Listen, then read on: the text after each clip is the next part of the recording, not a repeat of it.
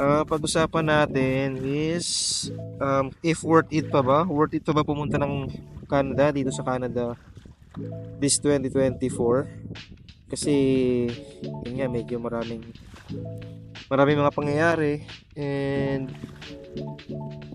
syempre hindi naman natin control yun, and maraming changes ang nangyayari sa government. Yan nga, ng IRCC, marami silang pinapatupad every month. Halos may mga big news silang ini-implement.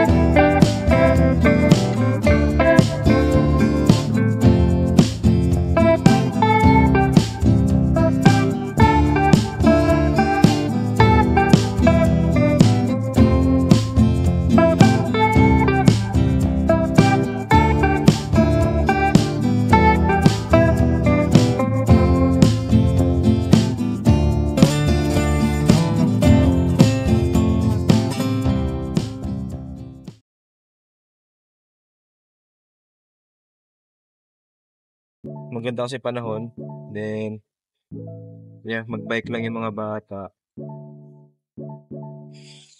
and yun, diretso tayo ng Leamington, Ontario. Pag-usapan lang natin if worth it pa ba mag-Canada 2024, it's still worth it pa.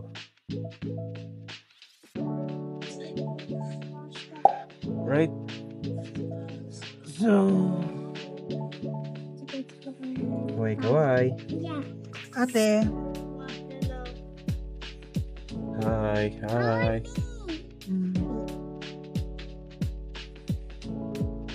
Say hi.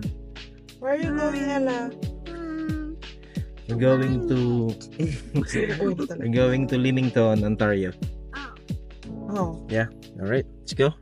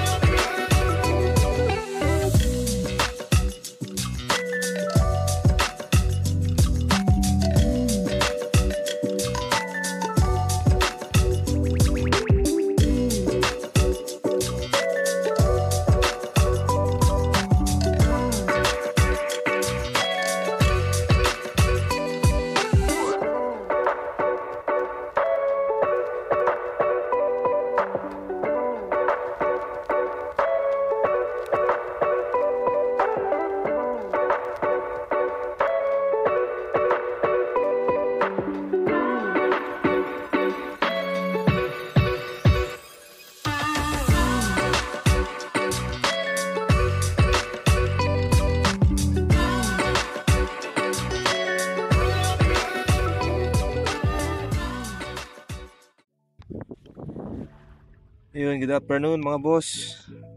It's 4 PM. Dito kami sa Leamington. And dito kami sa lakefront, beachfront, lakefront. Ito lang setup namin today, oh.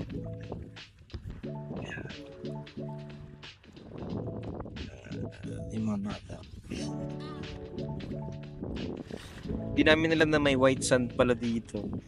So, ayun, nagkampo sa mga bata din, lakad lang konti. Then, that's it. So, dito tayo ngayon sa Leamington. Nandiyan na lang. Kaya kasi maganda yung panahon. And starting to feel the spring na talaga. May init na, but may paulan-ulan pa rin. Nag-improve na yung weather. Sana tuloy-tuloy na hanggang summer. Then, soon and fall na naman. Then winter. Ulit-ulit lang. But, dito tayo ngayon sa Leamington. No, sa Lakeshore.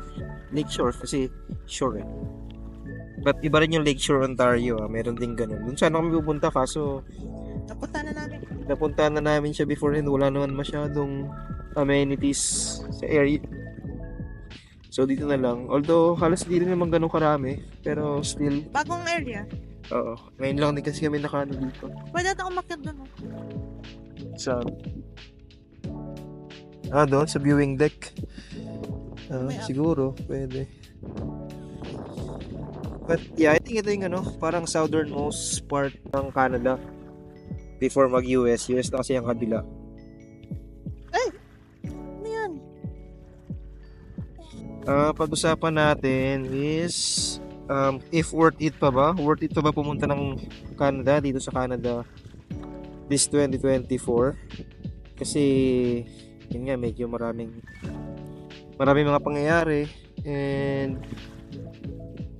syempre, hindi naman natin control yun and maraming changes ang nangyayari sa government. Yan nga, ng IRCC, marami silang pinapatupad every month. Halos may mga big news silang ini-implement. Nasira ko yung shell niya. Yun. Like for example, sa dito? Sa international student, yun ang binago. Una, nung December, dinoble lang yung POS. proof of fund. Tapos come January biglang parang yung PGWP hindi na May parang kailangan masters yung kunin mo. so parang mga masters na dapat, Temporal. then hindi na lahat ng schools gano'n, then mayroong cap na rin per province, hindi na lahat bibigyan para hindi lang May limitation. Magkaroon sila ng mga limitations. para hindi natin pupunta lang ng Ontario or specifically ng Toronto. Then last month yung temporary foreign worker naman 6 months na lang din yun. LMIA from 1 year kinabot ng 6 months na lang. So yun, maraming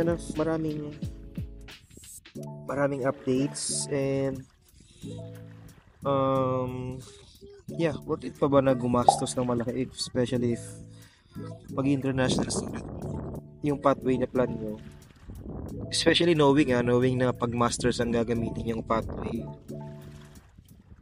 mas malaki na nga yung international student na course na program, mas malaki pa yung presyo ng masteral na course. So, Mas marami yung requirements.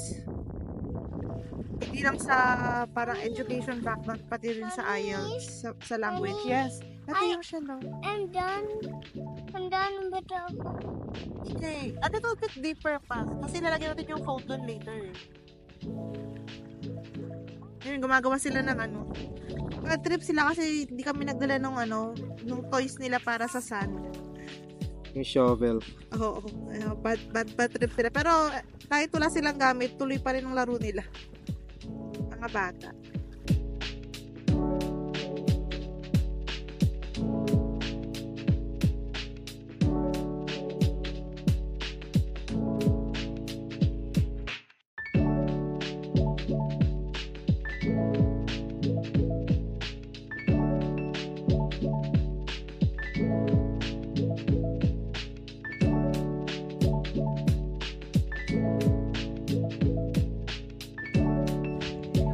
You feel cold? Ate.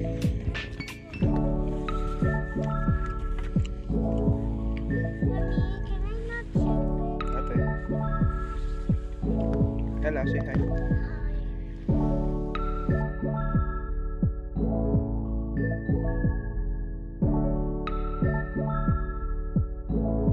Ayun, so paano ba? What do you think? Hindi, kung pababasehan mo kasi yung mga changes nila, may naman din kasi, may sense din. For example, yung sa proof of funds, yung ginawa nilang 20,000 from 10,000 Canadian dollars, lang siya, kumbaga, tugma lang siya dun sa talagang real cost of living dito.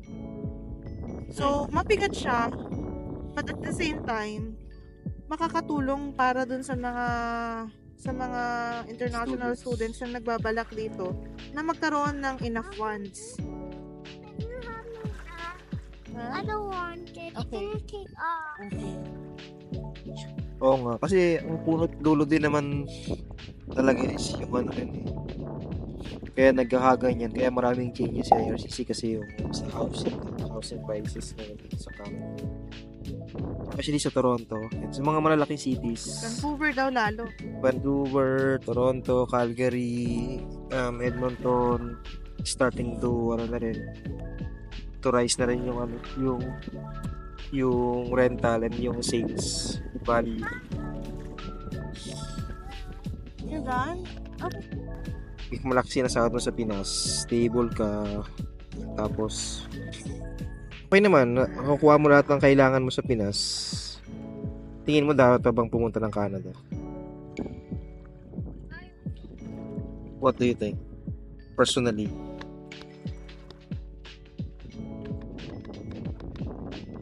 I think despite pa rin na stable ka sa Pinas, stable ka for that time being. Alam mo yun? Pero wala kasi kasiguraduhan in the future eh. Hindi ko naman sinasabing masigurado ka dito sa Canada.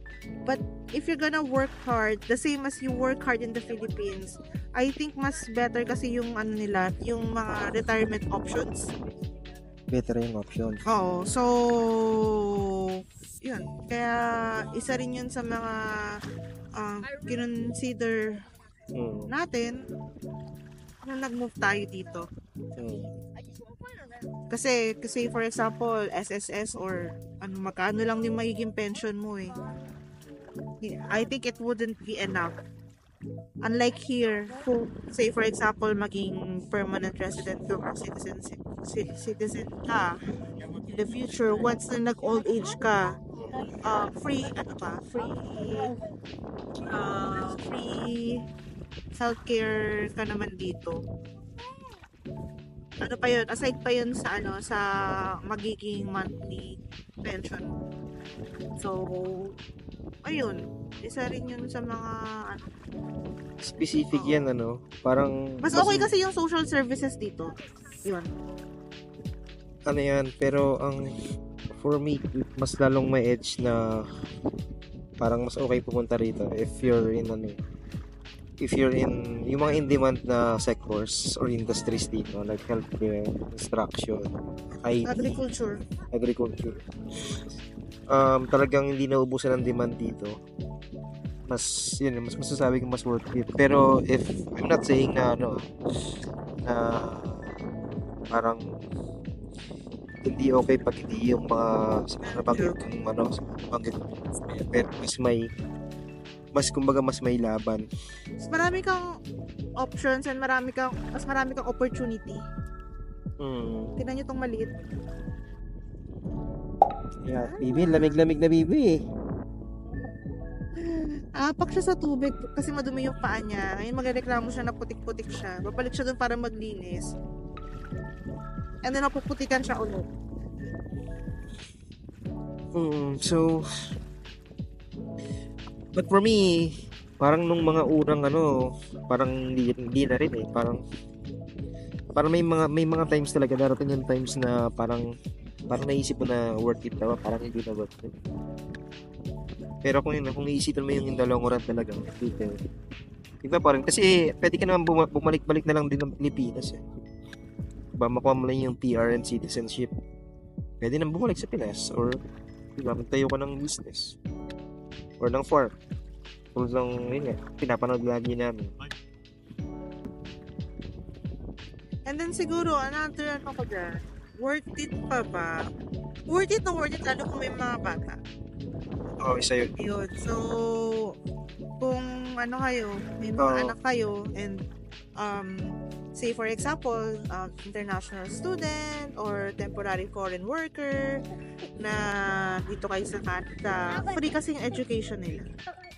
So, worth it siya. Pag may bata, Kasi- mag-iba yung mindset. Kasi kung sa even Pinas- sa amin na pag-usapan din namin yan na yun. Wala yung dalawa, tingin namin, hindi rin. Kasi okay naman na yung work din namin talaga. Kasi Pero imagine being sa sa Philippines na, may mga free schools naman doon. Pero syempre, mas gusto natin ipasok yung mga anak natin sa mas magagandang school. And when we say that, pupunta tayo ng mga private school, which is will cost us a lot, 'di ba? So, yun, gagastos ka sa education ng mga bata. Might as well, yung gagastusin mo doon, ipunin mo na lang pang simula mo dito sa Canada, and then dito naman kasi is free naman yung nila, education May nila. allowance sila. So another din yun, meron ding support na nakukuha tong mga bulilit na to from the government, depending dun sa inyong salary. So the lower yung income ninyo, the bigger yung salary, I mean the bigger the child benefit nila, but the greater the salary ninyo, lumiliit din yung benefit nila. But still, meron pa rin. Oo. More than enough pa rin yun para sa mga needs nila. Unlike kasi sa Pinas, yung sinasabi nila, pag yung nasa middle income ka, parang ikaw yung kasi yung, di ba, yung mga, parang wala kang benefits, but at the same time, ang laki ng tax mo. Paano ba explain yun? Pagka yung medyo nasa poverty line ka, ang dami nila nakukuha benefits, pero kapag medyo lumevel up ka ng konti doon, laki na ng tax mo, wala ka pang benefits. Unlike dito, oo, malaki yung tax namin, pero kumbaga, nadi-distribute evenly. Tsaka malaki rin naman yung tax refund, like this, for this, yung 2023. nakaraan lang, 2023, kasi 2024 na ngayon, di ba? Ang final namin na taxes for the year 2023. So, ang laki ng refund na makukuha namin. Kung yan mo, 6 digits sa Pilipinas din yung tax refund. Another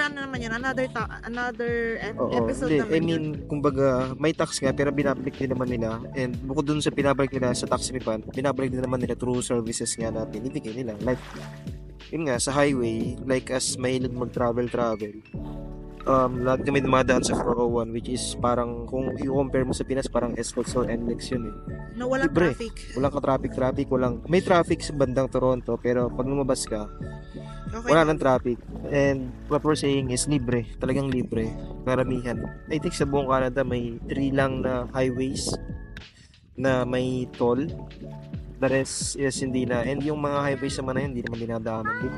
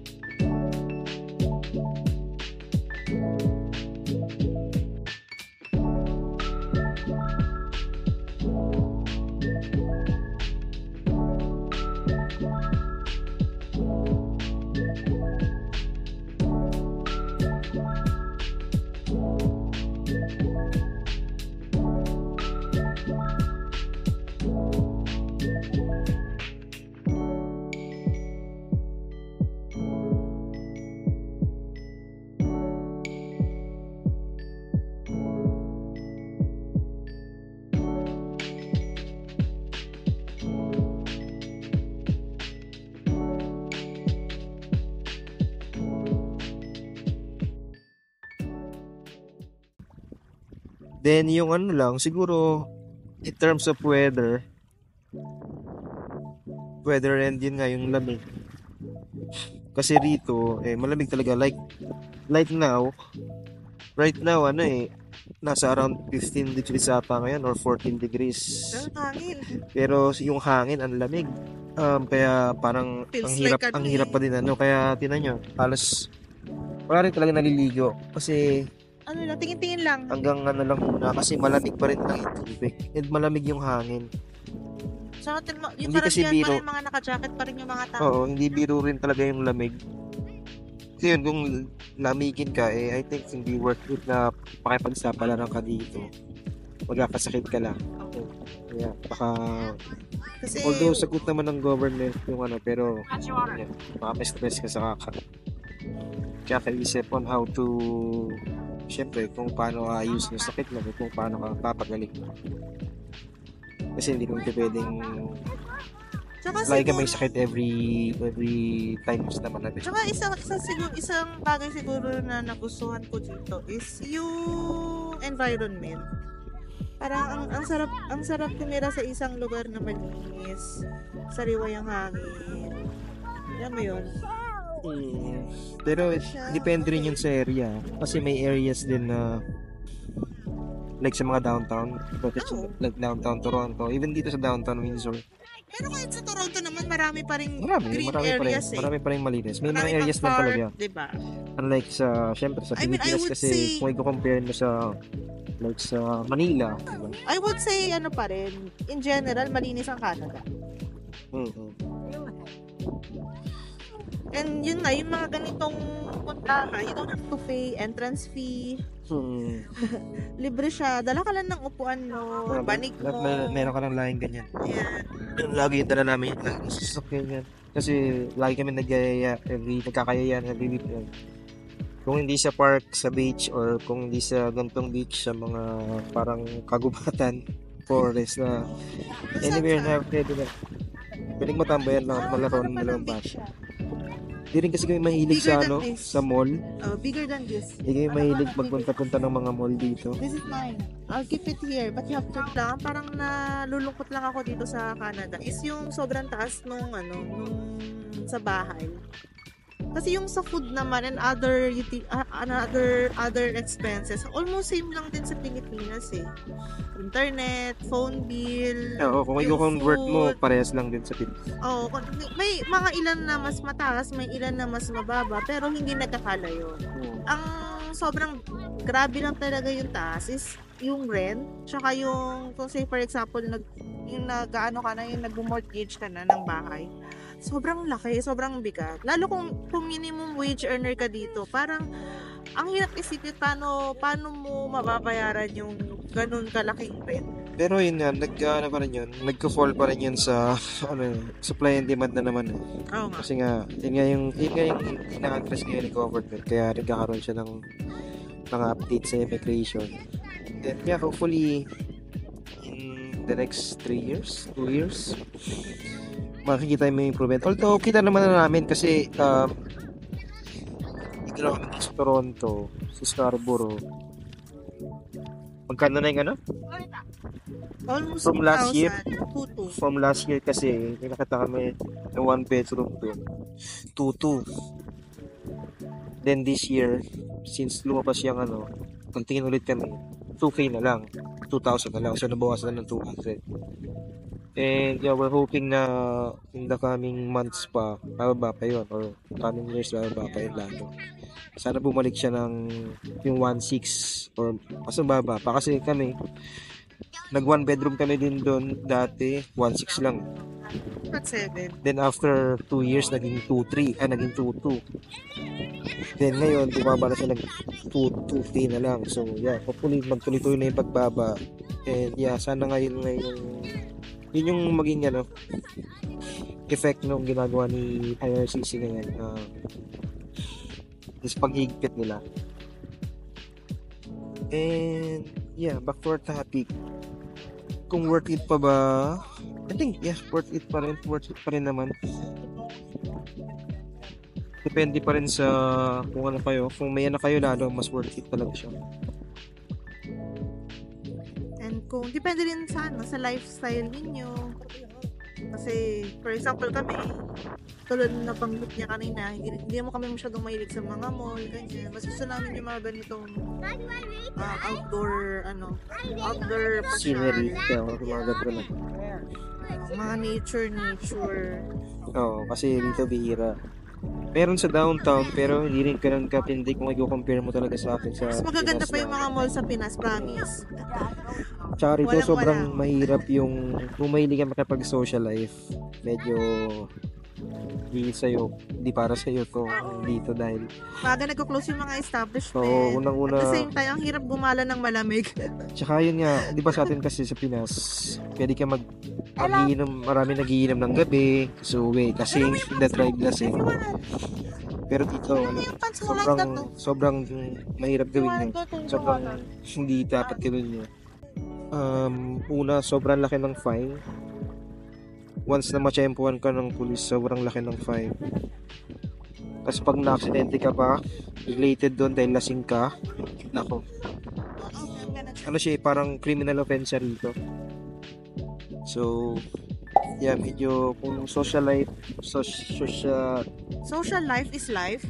parang kung ganun yung ano mo, Lifestyle. lifestyle mo, medyo Medyo malulungkot ka. ganun mo pa talaga. Wala talagang ganun halos. Gustuin mo man, bibihira yung sasama sa'yo or papayag na sumama sa'yo. Not unless, pupunta ka, mag-Uber ka, pauwi. Mag-taxi ka pauwi. Karamihan kasi sa atin, di ba? Pag mga Sanay na. ganun, hindi sanay na magagano. Yung iba, lakas ka na lang mag-drive. I think that's it for Say bye-bye muna, baby. this week's vlog. Here. Weekly vlog lang tayo mga boss kasi wala namang masyadong time talaga. Siguro by the time na pupunta kami ng Toronto, nakakuha kami ng magandang schedule mo. Nagano kami. Pag-vlog na kami every 3 days, maybe. Depende sa schedule namin sa Toronto. Yun lang. Bye-bye, Bibi. Bye. Oh, thank you, guys. Thank you, boss.